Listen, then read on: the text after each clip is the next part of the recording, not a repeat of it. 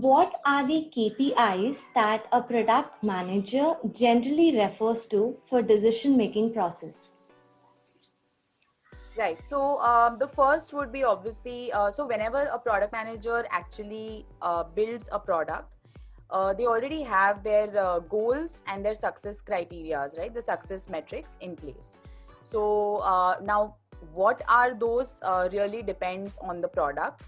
So I can't like say outrightly that, okay, we look at increasing users or we look at increasing purchases, or that really depends on the product. But to give a general answer which can be applied to all product managers would be, what is the goal of that product, right? So for example, if the goal is conversion, or if the goal is increasing users, if the goal is retaining users, so that one goal that is picked up would be achieved or would be achievable through some success metrics.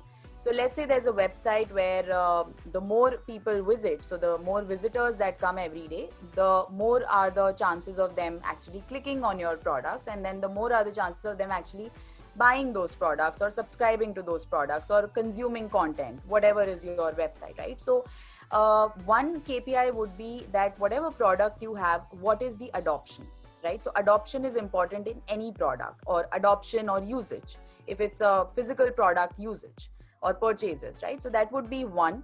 Second would be, how well is that product answering the needs or the problems of your core persona, your target persona. So yeah, as a PM, you cannot say that, hey, today I feel like building an AI chatbot and I feel it's going to be great for our customers and I'm building it. That's not something that you can get away with. Why and how is it going to help your customers? Do your customers even care for a chatbot? Can they even use a chatbot?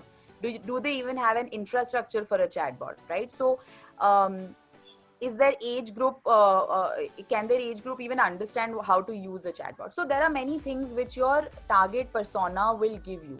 So your job as a product manager is to always be in sync with what your consumers or what your customers want, and is your product meeting those requirements or solving those problems. That's the other KPI.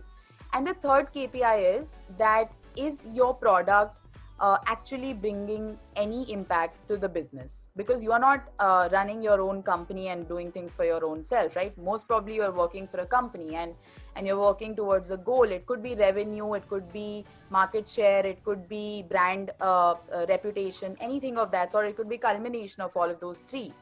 So are you as a product manager building things which is creating any impact for your business? Is that impact positive? Because if that impact is negative, you would chuck the product right there. But is that impact positive?